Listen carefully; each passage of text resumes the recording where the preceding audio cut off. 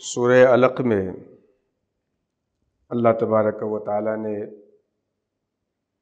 فرمایا، اور آغاز سورہ کا یہاں سے ہے، اقرأ بسم ربک الذی خلق خلق الانسان من علق، پڑھو رب کے نام سے جس نے پیدا کیا انسان کو جمے ہوئے خون سے، دم جامد سے بنایا۔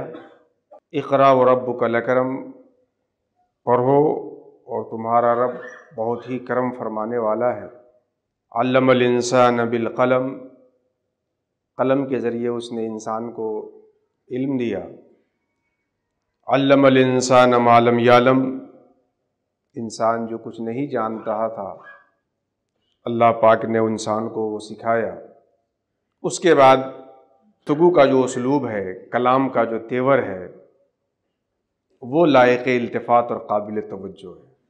سورت میں سب سے پہلے شروع میں انسان کے تخلیقی مراحل کا ذکر ہے، سب سے پہلے پڑھنے کا ذکر ہے کیونکہ انسان پڑھ کر کے اپنے تخلیقی مراحل سے واقف ہوگا۔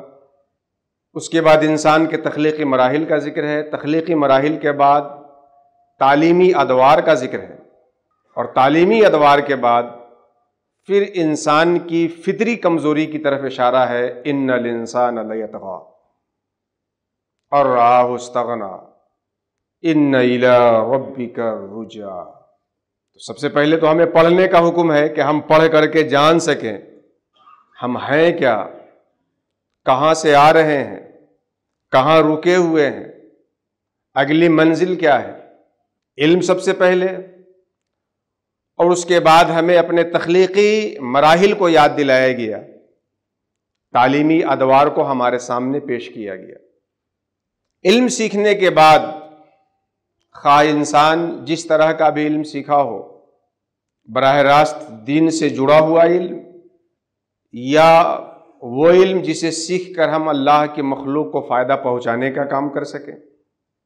انسان جب علم سیکھتا ہے اور علم سیکھ کر کے اس کے مطابق علم کے ثمرات کو اپنی زندگی میں پاتا ہے، علم سیکھ کر کوئی عالم صاحب ہو گئے، کوئی مفتی صاحب ہو گئے، کوئی ڈاکٹر صاحب ہو گئے، کوئی انجینئر صاحب ہو گئے، کوئی وکیل صاحب ہو گئے، اس کے بعد کا جو مرحلہ ہوتا ہے کہ پھر انسان کے اندر سرکشی آتی ہے، غرور آتا ہے، گھمنڈ کی کیفیت پیدا ہوتی ہے۔ اللہ رب العزت نے فرمایا کلا ان الانسان لیطغی، پھر انسان سرکش ہوتا ہے، بھئی ہم تو فلاں صاحب ہیں۔ انسان کے اندر غرور آتا ہے، ہم تو اس کمال کے حامل و مالک ہیں۔ انسان کے اندر جو سرکشی آتی ہے، انسان کے اندر جو راہ اعتدال سے تجاوز کی صفت پیدا ہوتی ہے، انسان کے اندر جو غلط چیزوں کی طرف رجحان کا سب سے پہلا مرحلہ ہوتا ہے، اس کی طرف اللہ رب العزت نے نشاندہی کی، ارآہ استغنی۔ انسان سرکش اس لیے ہوتا ہے کہ وہ اپنے آپ کو بے نیاز سمجھ لیتا۔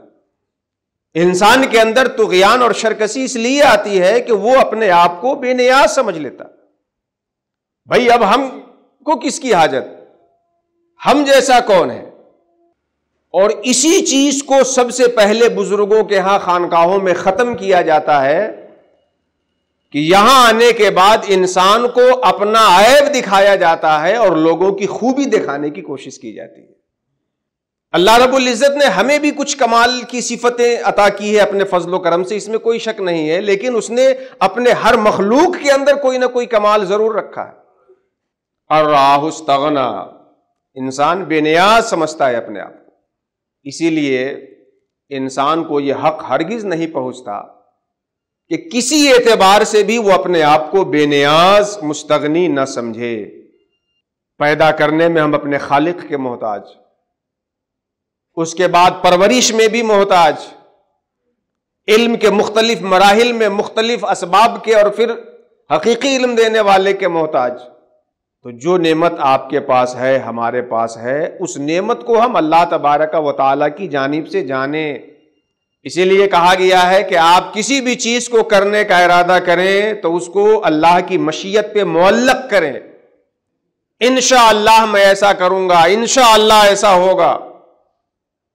اور ہو جانے کے بعد اس کو اپنی طاقت و قوت کے نتیجے کے حوالے سے نہ دیکھیں، اللہ کی عطا اور اس کی بخشش کے حوالے سے دیکھیں کہ ماشاء اللہ، اللہ نے جیسا چاہا ویسا ہو گیا۔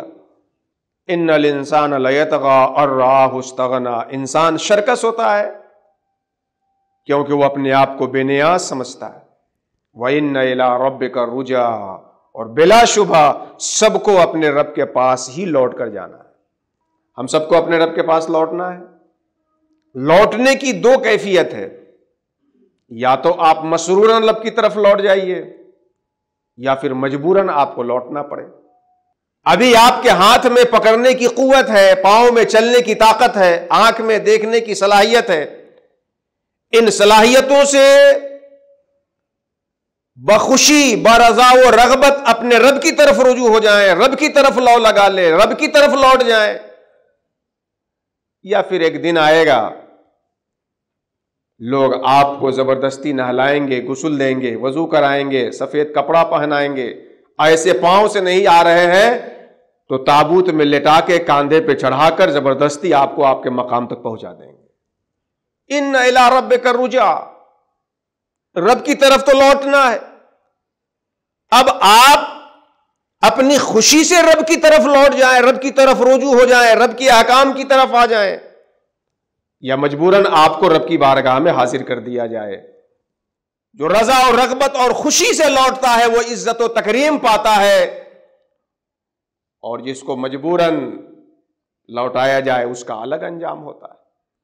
اللہ تبارک و تعالیٰ سے قریب ہونا، اللہ تبارک و تعالیٰ کی بارگاہ کا واصل ہونا، اللہ کا مقرب بننا، اللہ کی طرف لوٹنا، اللہ کی طرف منہ موڑ لینا، اللہ کی طرف رخ کر لینا، تصوف کی بڑی ہی مشہور کتاب الرسالۃ المکیہ علامہ قطب الدین دمشقی رحمۃ اللہ تعالیٰ علیہ کی، جس میں یہ ہے اور سارے اس بات پہ متفق ہیں کہ اللہ تبارک و تعالیٰ جسم نہیں ہے، اس کے لیے کوئی مکان نہیں ہے، ولا یتمکن فی مکان، وہ کسی مکان میں متمکن نہیں ہے، اس کے لیے جسم نہیں ہے۔ جب کوئی مکان میں ہو، کوئی جسم ہو، تو اس مکان کی مسافت کو طے کر کے اس تک قرب حاصل کیا جاتا ہے۔ اللہ تبارک و تعالیٰ تو مکان میں ہے ہی نہیں، تو اللہ کے قریب ہونے سے اور اللہ کا مقرب بننے سے ان مسافتوں کی دوری کو ختم کرنا اور ان مکانات اور ان حیزوں کے فاصلے کو طے کرنا مراد نہیں ہے۔ یہاں تو اللہ کا مقرب ہونا یہ ہے کہ جو چیز اللہ تبارک و تعالیٰ سے دور کرنے والی ہے، اللہ سے غافل کرنے والی ہے، اللہ سے روکنے والی ہے، ان ساری چیزوں سے بندہ جتنا الگ ہوتا چلا جائے گا اتنا اپنے رب سے مقرب اور اپنے رب کا قریب ہوتا چلا جائے گا۔ ان الی ربک الرجعیٰ، اپنے رب کی طرف رجوع کیجئے، لوٹیے اسی کی طرف۔ اس رجوع کو ہم یوں ڈیوائیڈ کر سکتے ہیں، اس کی درجہ بندی یوں کر سکتے ہیں کہ سب سے پہلے کفر و شرک سے انسان ایمان اور توحید کی طرف لوٹے جب اپنے رب کی طرف لوٹتا ہو۔ جو اپنے رب کی طرف لوٹنا چاہتا ہے وہ سب سے پہلے کفر اور شرک کی وادی سے قدم نکالے اور ایمان اور توحید میں آئے، ایمان اور توحید کو اپنے سینے میں جمائے۔ اللہ کا شکر ہے کہ اس نے ہمیں مومن بنایا، موحد بنایا۔ اللہ تبارک و تعالی ہم سب کو ایمان پہ قائم رکھے۔ پھر اس کے بعد رب کی طرف لوٹنے کا دوسرا مرحلہ یہ ہے کہ ہم معصیت سے نکل کر کے طاعت کی طرف لوٹیں۔ ایمان تو ہے، توحید کی نعمت تو مل گئی، اب اس کے بعد اللہ تبارک و تعالیٰ کی طرف لوٹنے اور اس کی طرف متوجہ ہونے کا دوسرا درجہ یہ ہے کہ ہم معصیتوں سے نکلیں، معصیت کی وادی سے ہٹیں، وہاں سے ہجرت کریں اور لوٹ کر کے طاعت کی وادی میں آ جائیں۔ آنکھ سے انہی چیزوں کو دیکھے جس کو اللہ نے دیکھنے کی اجازت دی ہے، زبان سے وہی بات بولے جس کے بولنے کی اللہ نے اجازت دی ہے۔ اس کے بعد تیسرا درجہ، تیسرا اسٹیپ آتا ہے لوٹنے کا کہ جن گندی صفتوں سے اور برے اخلاق سے، قلب کے برے اوصاف سے اللہ تبارک و تعالیٰ نے ہمیں دور رہنے کا حکم دیا ہے، قلب کے ان برے اوصاف سے ہم نکلیں اور اچھے اوصاف کو اپنے اندر جگہ دیں۔ کبر سے، حسد سے، عجب سے، ریا سے، فساد سے، خرافات سے، عداوت سے، حقد سے، ان ساری چیزوں سے نکلیں اور ادھر سے لوٹ کر کے صدق، للہیت، عجز، خلوص، ان چیزوں کی طرف آئے۔ اور اس کے بعد آخری درجہ آتا ہے کہ کائنات کی ساری چیزیں جو ہمیں اللہ سے پھیر رہی ہو، ان سب سے رخ موڑ کر کے اللہ تبارک و تعالیٰ کی طرف متوجہ ہو جائے۔ ہر لمحہ اللہ تبارک و تعالیٰ کی ذکر میں رہیں، اس کی فکر میں رہیں، اس کے مطابق زندگی گزارتے رہیں۔ اللہ تبارک و تعالیٰ ہمیں اور آپ کو شرکسی سے محفوظ رکھے، نفس کے چال سے ہماری حفاظت فرمائے، اور اس راہ کا ہمیں مسافر بنائے جس راہ پہ چل کر وہ ملتا ہے، اس کی خوشی ملتی ہے۔ آمین۔ وما علینا الا البلاغ المبین۔ السلام علیکم ورحمۃ اللہ وبرکاتہ۔